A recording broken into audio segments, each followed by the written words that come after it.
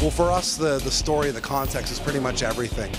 One thing we knew we didn't want to do is get into the mode where we were making a modern combat, modern military shooter, because that space is really crowded.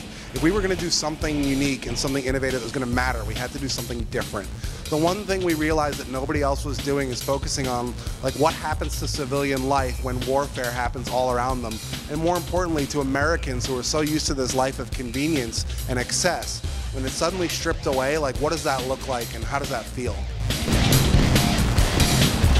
You'll see a lot of scenes in the game that are like these poor passive civilians who don't even have the means to defend themselves, and horrible things are happening to them.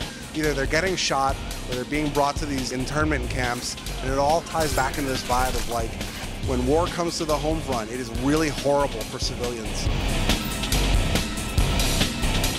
The biggest thing that's different about this game from a gameplay and a feature perspective is that you're not the super soldier.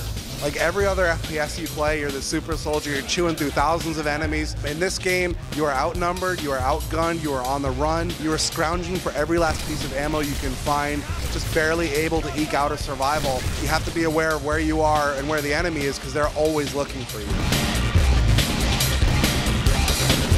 The main standout feature is probably this Goliath drone we have. It's sort of a remote operated drone tank that the Resistance has stolen from the Koreans and repurposed for their own use. And it's sort of the only thing they have that'll level the battlefield in their favor. In addition to that, our player is a pilot, a helicopter pilot, so you might expect some of that kind of gameplay to feature later in the game. The weapons are mainly stolen off the Koreans, so you'll see a familiar set of weapons, modern military weapons, slightly advanced more than what we have today, but it's only 25 years in the future, so it's not too big of a departure from what you're going to find elsewhere. The main thing you're going to get with Homefront is a unique experience. If you're a little tired of the Space Marine games and you're a little tired of the modern combat, modern military shooter games, and you want something different, Homefront's going to fit that bill. We ship in March 2011 for PS3, Xbox 360, and the PC.